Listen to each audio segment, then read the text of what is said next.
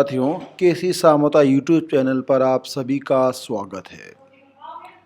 आज हम पढ़ेंगे भारत में महिला शिक्षा की जननी सावित्रीबाई फुले शोध आलेख माला के इस क्रम में भारत में महिला शिक्षा की जननी सावित्रीबाई फुले के विचारों के बारे में चिंतन किया जाएगा। सबसे पहले सार संक्षेप। 19वीं शताब्दी को भारत में सामाजिक धार्मिक दासता से मुक्ति के संघर्ष की शताब्दी के रूप में जाना जाता है। इस सदी में महात्मा ज्योतिबा फुले, राजा राम मोहन राय, सावित्रीबाई फुले, दयानंद सरस्वती, विवेकानंद जैसे महानायकों ने सामाजिक व धार्मिक बेड़ियों से मानवता की मुक्ति की वकालत की है।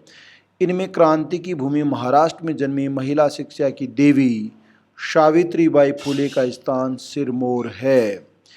यदि सही अर्थ में कहें तो उनके कर्मों ने उन्हें यह महानता का दर्जा प्रदान किया।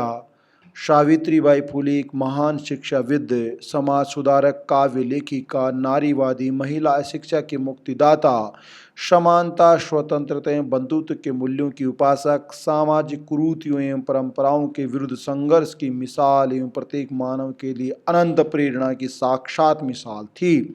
सच में वह महानायिका थी।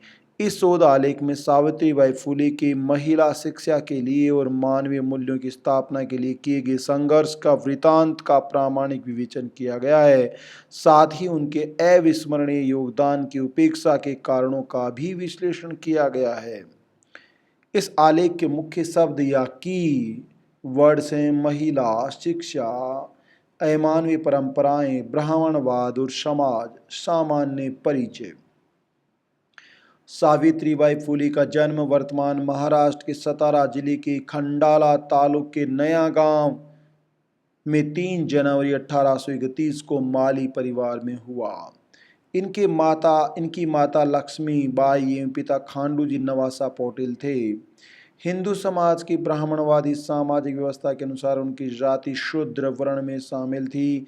ये वह समय था जब महिलाएं शिक्षा प्राप्त नहीं कर सकती थी और नहीं प्राप्त किए जाने की कोई संभावना थी। वर्तमान बालिकाएं जो शिक्षा प्राप्त कर रही हैं उनको ये है संवेदना रखनी चाहिए कि उनको शिक्षा मिल रही है तो सिर्फ और सिर्फ सावित्रीबाई फुले की वजह से मिल रही है, वरना आज भी वो कहीं तगारी भर रही होती। सावित्रीबाई की स्थिति भी इससे अलग नहीं थी। वह अपने पिता के साथ खेतों में सहायक के रूप में कार्य करती थी।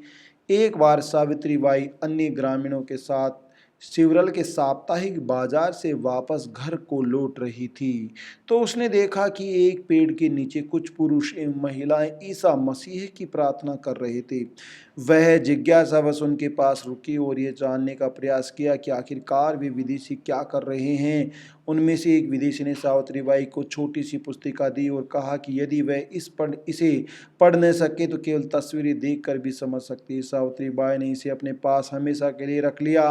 सावित्रीबाई जब केवल 9 साल की थी तो उनका विवाह 13 वर्ष के महान समाज सुधारक एवं राष्ट्रपिता महात्मा ज्योतिबा फुले के साथ 1840 में संपन्न हुआ।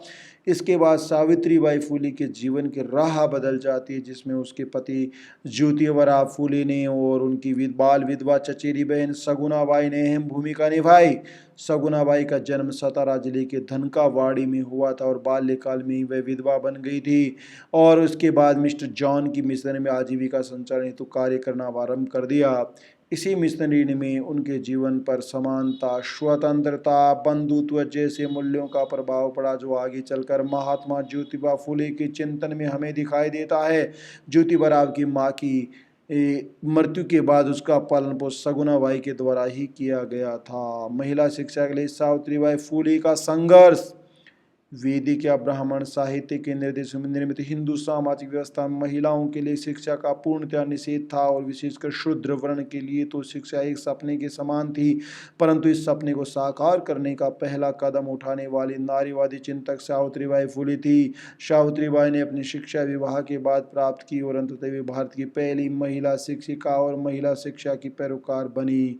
ज्योतिबा ने अपनी पत्नी को पढ़ने व लिखने के लिए निरंतर प्रेरित किया। सावित्रीबाई ने आरंभिक शिक्षा अपने पति के निर्देशन में अनौपचारिक रूप से तथा औपचारिक रूप से अहमदनगर स्थित श्रीमती फ्रार के संस्थान से प्राप्त की और पुणे के नॉर्मन संस्थान से शिक्षक पात्रता प्रशिक्षण योग्यता प्रमाण पत्र पुणे से प्राप्त किया। इसी शिक्षक प्रशिक्षण महाविद्यालय में सावित्रीबाई बाई सहपाठी व घनिष्ठ मित्र फातिमा शेख थी। सावित्रीबाई फुले के लिए शिक्षा के सपने को पूरा करना इतना आसान नहीं था। इसमें सबसे बड़ी बाधा सामाजिक सांस्कृतिक बाधा थी। आर्थिक या अन्य बाधाओं को तो पार करना आसान था, परंतु सामाजिक बंधनों के सामने मैदान में डटे रहना अपने आप में एक महायुद्ध को जीतने से भी अधिक कठिन था। इस समय समाज में सती प्रथा, बाल विधवापन, विधवा विवाह निषेध प्रथा, प्रदा प्रथा, बाल विवाह प्रथा, देवदासी प्रथा जैसी अनेक कुरीतियाँ, हिंदू कुरीतियाँ विद्यमान थी। महिलाओं की ऐसी दयनीय दशा के साथ भारत की गौरवशाली संस्कृति का तार्किक असंभव नजर आ रहा था। अतः कुछ सुधार आंदोलन उच्च जाति के नायकों की तरफ से आरंभ हुई। निसंदेह 19वीं सदी का आरंभ का काल भारतीय ब्राह्मणवादी रूढ़िवादी सामाजिक व्यवस्था और पश्चिम आंग्ल उदार शिक्षा व्यवस्था के बीच संघर्ष व बदलाव का काल था। पाश्चात्य शिक्षा के तार्किक विवेचन के सामने ब्राह्मणवादी मान्यता अपने आप को बनाए रखने में असमर्थ नजर आने लगी थी। 1818 तक आते आते महाराष्ट्र की इस रणभूमि पर पेशवाओं के ब्राह्मण शासन का अंत हो रहा था।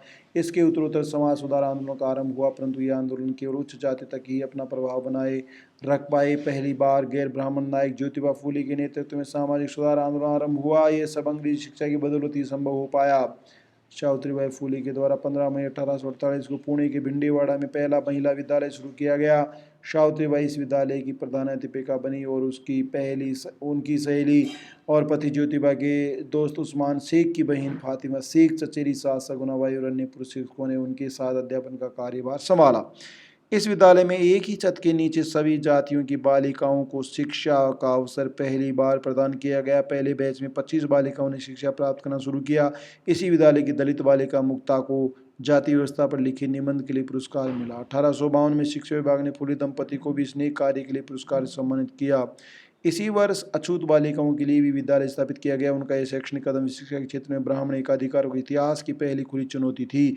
यह भारत का पहला बालिका विद्यालय था। 29 मई 1852 को पूना संडे ऑब्जर्वर की रिपोर्ट प्रकाशित हुई, जिसमें लिखा था कि ज्योतिबा राव के विद्यालय में बालिकाओं की संख्या सरकारी विद्यालय में पढ़ रहे लड़कों की संख्या की तुलना में 10 गुना अधिक है।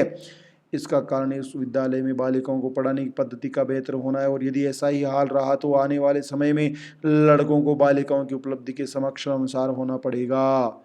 इसी के साथ फूले दंपति ने 1855 में अपने घर में ही एक वयस्क साक्षरता केंद्र के रूप में रात्रिकालीन विद्यालय भी स्थापित किया, जिससे कि बच्चों के माता पिता को शिक्षा का महत्व मालूम हो और वे अपने बच्चों को विद्यालय भेजें। इसमें वे महिलाएं शिक्षा प्राप्त कर सकती जो कि दिन भर काम करती थी और रात में शिक्षा प्राप्त करने की राह पर चलने की इच्छा रखती थी। इसी के साथ फूले दंपति ने छात्रवृत्ति प्रदान करने और पेरेंट टीचर मीट का आयोजन भी नियमित रूप से किया जाना शुरू किया। इन्होंने लगभग 18 से अधिक विद्यालय स्थापित किए। उच्च जाति के लोग सावित्रीबाई फूले व फातिमा शेख की शिक्षा संबंधी पहल से बहुत ज़्यादा क्षुब्ध थे, इसीलिए वे इस पहल का अंत करने के लिए हर संभव अनुचित व अमानवीय प्रयास कर रहे थे। इन्हीं स्थानीय लोगों के द्वारा धमकियां दी जाती थी कि वे ये कार्य बंद कर दें, अन्यथा उन्हें जान से हाथ धोने पड़ेंगे। एक दिन तो जब सावित्रीबाई फूले विद्यालय से लौट रही थी तो एक लंबे चौड़े हष्ट पुष्ट आदमी उनके सामने रास्ते में खड़ा हो गया और धमकी देने लगा कि यदि वह महार मंग अछूत जाति की बालिकाओं को शिक्षा देना बंद नहीं करेगी तो इसकी बहुत बड़ी कीमत अदा करनी पड़ेगी। लोगों की भीड़ यह तमाशा देखने के लिए चारों तरफ शीघ्र ही जुट गई, लेकिन इस भीड़ में से सावित्रीबाई के पक्ष में कोई भी व्यक्ति नहीं आया। सावित्रीबाई फूले ने उस व्यक्ति से बिना कोई बहस या विचार विमर्श किए उसके गाल पर एक जोरदार थप्पड़ जड़ दिया। वह व्यक्ति चारों तरफ देखते हुए वहां से भाग गया। इस धमकीपूर्ण हिंसक घटना की खबर शीघ्र जंगल की आग की तरह पुणे में फैल गई। इसके बाद किसी अन्य व्यक्ति की सावित्रीबाई फूले की विद्यालय के आने जाने के रास्ते में बाधा बनकर खड़े होने की हिम्मत नहीं हुई। यहाँ तक कि जब सावित्रीबाई फूले विद्यालय जाती थी तो रास्ते में लोग उन पर कीचड़ पत्थर गाय का गोबर फेंकते थे। वे उन्हें विनम्रता से जवाब देते हुए कहती थी कि मेरे भाइयों, मैं आपकी बहनों को शिक्षित करने के नेक कार्य में निरत लगी हुई हूँ। आपके द्वारा कीचड़ पत्थर फेंकने का कार्य मुझे इस कार्य को करने की प्रेरणा देते भगवान आपको आशीर्वाद दे। समाज के ऐसे रूढ़िवादी आचरण के कारण उनकी साड़ी रास्ते में खराब हो जाती थी और इसलिए वे एक अतिरिक्त साड़ी लेकर विद्यालय जाया करती थी और वहाँ जाकर साड़ी बदल लेती थी। उन्हें हतोत्साहित करने का हर संभव कुत्सित प्रयास किया जा रहा था, परंतु वे रति भर भी टस से मस नहीं फूली कि तत्काल समकालीन महाराष्ट्र महाराष्ट्र के ब्राह्मण चिंतक बाल गंगाधर तिलक ने भी महिला शिक्षा का उस समय प्रतिरोध किया। यहाँ तक कि फुले दंपति को शिक्षा के इस नेक काम के लिए अपने परिवार के प्रतिरोध का सामना भी करना पड़ा। अंततः ब्राह्मणवादी समाज की वजह से उन्हें अपने पिता के घर खाली हाथ छोड़ना पड़ा, जिसके बाद दोस्त उस्मान शेख ने उन्हें आवास व आजीविका दोनों उपलब्ध कराने में सहयोग किया। मानवता के हित के लिए फुले दंपति ने अपना व्यक्तिगत सुखद जीवन सदा के लिए त्याग दिया। वे अपने शैक्षणिक गतिविधियों के माध्यम से बालिकाओं को अनेक ब्राह्मणवादी ग्रंथों का उदाहरण देते हुए समझाते थे कि किस तरह से वे महिलाओं को शिक्षित होने से रोकते हैं और इससे आगे उनको क्या लाभ है। महिला शिक्षा के माध्यम से ही अपने जीवन का उद्धार कर सकती है। तो शिक्षा उनके जीवन का प्राथमिक अधिकार है, जो उन्हें पाश्विक समाज से मानवीय समाज की ओर गमन करने का अवसर प्रदान करता है। इस तरह से वे आजीवन अपनी शिक्षा के पुण्य कार्यों तमाम बातों के बावजूद जुटी रही। आज 21वीं सदी में जब अनेक बहुजनों को ब्राह्मणवाद की दहलीज पर अपना बलिदान देना पड़ रहा है, तो उस समय की स्थिति को तो हम केवल कल्पना ही कर सकते हैं। तथापि उस समय के सामाजिक सांस्कृतिक गुलामी या दास्ता की दुर्दशा को ज्योतिराव फुले ने अपनी पुस्तक गुलामगिरी में बखूबी बताया है। महिला सशक्तिकरण की दिशा में अविस्मरणीय कदम। इस समय ब्राह्मणवाद के अधीन रूढ़िवादी हिंदू सामाजिक व्यवस्था में महिलाओं की स्थिति किसी निरह पशु से कम नहीं थी। अनेक सामाजिक परंपराओं के चलते उनकी स्थिति अति दयनीय थी। सती प्रथा, बाल विवाह, कन्यावध प्रथा, विधवा पुनर्विवाह, प्रतिषेध, देवदासी प्रथा इत्यादि कारण वे असमानता व अन्याय पर आधारित समाज के चंगुल से बाहर निकलने की कल्पना भी नहीं कर सकती थी। ऐसी स्थिति में सावित्रीबाई फुले ने उन्हें जिंदगी जीने की एक नई रोशनी दिखलाई, जिसके कारण अनेक महिलाओं का जीवन अकाल मृत्यु पास से जाने से बच गया। सच में सावित्रीबाई किसी साक्षात देवी से कम नहीं थी। उनका मानवता के हित कार्य का परिधि क्षेत्र केवल विद्यालय की चार दीवारी तक सीमित। विद्यालयों की स्थापना एवं संचालन की सफलता के बाद उनका ध्यान अन्य सामाजिक बुराइयों की तरफ गया। वे विद्यालय से इतर विभिन्न मंचों पर सामाजिक बुराइयों के खिलाफ संघर्ष। इस समय बाल विवाह विशेष रूप से उच्च जातियों के समाज का मुख्य मानक बना हुआ था। छोटी बालकों का विवाह अधिक उम्र के व्यक्तियों के साथ कर दिया जाता था, जिसके परिणाम स्वरूप बाल विधवापन की चंगुल में फंस जाती थी। समाज प्रदत्त ये बाल विधवापन उसे कम उम्र में रंगीन साड़ी, बालों में गजरे, आभूषणों से वंचित कर देता था। एक विधवा के साथ सामाजिक व्यवहार की तत्कालीन रूढ़िवादी परंपरा उसे विशुद्ध रूप से अपनी जाति से बहिष्कृत कर देती थी। उसकी वेशभूषा एक सफेद व भगवा साड़ी के रूप में होती थी और उसके सिर का एक चोटी के साथ मुंडन कर दिया जाता था। इस तरह से बालिकाओं का विधवापन उनके सामाजिक एवं यौन जीवन की मृत्यु का प्रतीक था। परंतु हकीकत में इस स्थिति में बाल विधवाओं पर यौन हमले होते थे और इसके परिणाम स्वरूप वे गर्भवती हो जाती थी और ऐसी स्थिति में उनका परिवार अपने तथाकथित सामाजिक इज्जत व सम्मान के चलते उनसे दूरी बना लेता था। अब वे बेघर व बेवा बन जाती थी। ऐसी दुर्दशा बाल विधवाओं के पास पागल होने या अपने आप को मृत्यु के पास में बांध लेने के अलावा कोई विकल्प न बचता था। यह वह हकीकत है जिसे हिंदू सामाजिक व्यवस्था के नाम से जाना जाता है और जिसके निर्माता ब्राह्मण हैं। इसी अमानवीय ब्राह्मणवादी परंपरा के चलते काशीबाई नामक ब्राह्मण बाल विधवा ने अपने छोटे बच्चे को कुएं में फेंक दिया और इस निर्मम घटना के खिलाफ पुलिस में प्रकरण दर्ज हुआ और अंततः काशीबाई को 1863 में आजीवन कारावास की सजा हो गई। इस घटना ने फुले दंपति की अंतरात्मा को झकझोर दिया और इसके प्रतिक्रिया के रूप में फुले दंपति ने गर्भवती बाल विधवाओं के लिए आश्रय गृह के रूप में 1863 में बाल हत्या प्रतिबंधक गृह की खोला। 1868 के वर्ष में जब ब्राह्मणों ने गांव के रास्तों में अछूतों में पानी लाने से रोक दिया तो उनके लिए पीने के पानी की समस्या उत्पन्न हुई। ऐसी स्थिति में फुले ने अछूतों के लिए अपने क्षेत्र में निर्मित कुएं को पेयजल के लिए खोल दिया। यह एक ऐतिहासिक एवं साहसिक कदम था जिसके लिए बाद में अम्बेडकर ने और रामासाहेब पेरिया ने लंबा संघर्ष किया। इसी तरह से 1868 के वर्ष में भी अछूत बालिका एवं ब्राह्मण बालक के अंतर्जातीय प्रेम विवाह कर लिया था और जब महार लड़की 6 माह के गर्भ से थी तो इस बात का पता गांव वालों को चल गया। अतः इसके बाद उन्हें मारने के लिए नया गांव की भीड़ ने घेर लिया। इस बात की सूचना जब सावित्रीबाई फुले को मिली तो वे दौड़ती हुई उस स्थान पर पहुंची और सावित्रीबाई फुले ने लोगों को समझाकर उनका जीवन बचाया। फुले में ब्राह्मणवाड़ा था। ब्राह्मण बहुसंख्यक आवासीय क्षेत्र या बस्ती में दीवार पर प्लास्टर करवाए, उस पर पोस्टर चिपकाए जिस पर ये उद्घोष लेकर विधवाओं को निमंत्रण में उनके घर आए, अपने गर्भ में पल रहे बच्चे को सुरक्षित रूप से जन्म देवे, हमारे घर पर रहें या छोड़ दें, बच्चे को साथ रखें, हमारे घर छोड़ दें। फुले ने समाज की कुरीतियों को के तले दबकर अपना और अनचाहे बच्चे की हत्या का महापाप करने वाले महिलाओं को जिंदा रहने की एक आशा उपलब्ध कराई। एक छात्र महादु साहदु वागले लिखते हैं कि सावित्रीबाई फुले बहुत कृपालु व दयालु स्त्री थी। वह गरीबों एवं जरूरतमंद लोगों की हमेशा मदद करती थी। वह सबके भोजन का ध्यान रखती थी कि सबको खाना मिल जाए। वह गरीब स्त्रियों को साड़ियाँ देती थी ताकि उनके शरीर ढका रहे। फुले के इस कार्य के नीचे समाज बहुत आहत हुआ, परंतु उस महानायक को उसके जिंदा रहते हुए पराजित नहीं कर पाया। यद्यपि यह अलग बात है कि फुले दंपति की मृत्यु के बाद इस समाज की आने वाली पीढ़ियां लगातार उनके योगदान को विलुप्त करने का भरपूर प्रयास कर रहे हैं, परंतु बहुजन समाज में शिक्षा की पहुंच होने से यह पूर्णतः संभव नहीं हो पा रहा है। उदाहरण के लिए राजनीति विज्ञान विभाग राजस्थान विश्वविद्यालय के अब तक के नेतृत्व भारतीय राजनीति चिंतन नामक प्रश्न पत्र में अम्बेडकर के अलावा किसी बहुजन चिंतक को विश्वविद्यालय पाठ्यक्रम में शामिल नहीं किया गया। सावित्रीबाई ने राणा मेघाजी लोखंडे के साथ मिलकर पुणे में नाई समाज अपील करते हुए बड़े स्तर पर निवेदन किया कि वे बाल विधवाओं में मुंडन प्रथा मुंडन करने के कार्य को बंद करें। धनंजय कीर ने फुले की जीवनी उन्हीं में लिखा है कि सावित्रीबाई फुले अक्सर पड़ोस के बच्चों को रात्रिकालीन भोजन कराना पसंद करती थी। ज्योतिबा का घर विधवा बन के ब्राह्मणवादी कुरीति उत्पीड़ित महिलाओं के लिए प्रेम व अपनत्व का सागर था।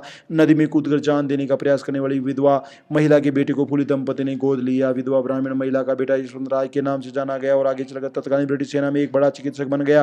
प्लेग महामारी में लोगों का जीवन बचाने के लिए सावित्रीबाई ने अपने बेटे का सेना से घर बुला लिया तथा एक छोटा अस्पताल खोलकर रोगियों के लिए इलाज के लिए कार्य करना सुझाव किया। सावित्रीबाई व उसके बेटे यशवंत राव ने प्लेग महामारी के दौरान रोगियों की बड़े स्तर पर जान बचाई और इसी सेवा शुश्रूषा के दौरान प्लेग से संक्रमित सावित्रीबाई फुले का देहांत हो गया, परंतु वे देव स्वरूप में मरकर भी भारतीय इतिहास में सदा के लिए अमर हो गए। निश्चय ही ऐसी नारी हजारों सालों में एक बार ही जन्म लेती है। फुले दंपति ने उस ब्राह्मणवादी समाज के लिए मानवता की मिसाल प्रस्तुत की जो कि स्वयं मानवता के लिए आज तक महाभिशाप से कम नहीं रहा है। फुले दंपति के द्वारा समाज में व्याप्त कर्मकांडी शोषणकारी मानवीय परंपराओं विषय दहेज प्रथा, पुजारी प्रथा, बाल विवाह प्रथा, बाल विधवा प्रथा इत्यादि प्रकोप से समाज को बचाने के सच्चे समाज सुधार के रूप पहले 24 सितंबर 1873 को पुणे में सामाजिक आध्यात्मिक संगठन रूप सत्य की शोधक समाज अर्थात सत्य का सारांश की स्थापना की। इसकी स्थापना का मूल ध्येय शुद्रवती शुद्र लोगों ब्राह्मणों के धर्मग्रंथों से मुक्ति दिलाना, उन्हें उनके अधिकारों के बारे में शिक्षित करना और धार्मिक मानसिक दासता से मुक्ति दिलाना था। समाज का मुख्य संदेश था सभी मनुष्य ईश्वर की संतान है, भगवान की पूजा के लिए किसी मध्यस्थ या पुजारी की जरूरत नहीं है। सत्य शोधक समाज के 6 प्रमुख सिद्धांत पहला ईश्वर एक है, अतः वह सर्वव्यापी निर्गुण निर्विकार सत्स्वरूप। दूसरा ईश्वर की भक्ति करने का प्रत्येक मनुष्य को पूर्ण अधिकार है, जिस तरह से माता पिता को संतुष्ट करने के लिए किसी मध्यस्थ दलाल की आवश्यकता नहीं, उसी तरह से साक्षी परमेश्वर को भक्ति के लिए भट्ट दलाल की आवश्यकता नहीं होती। तीसरा मनुष्य जाति की अपेक्षा अपने गुणों से श्रेष्ठ समझा जाता है। चौथा कोई भी ग्रंथ न तो ईश्वर प्रणीत है और न पूर्ण प्रमाण। पांचवा परमेश्वर साहिब रूप में अवतार ग्रहण नहीं करता और छठवां पुनर्जन्म कर्मकांड। और जब तक ये बातें अज्ञान मूलक हैं।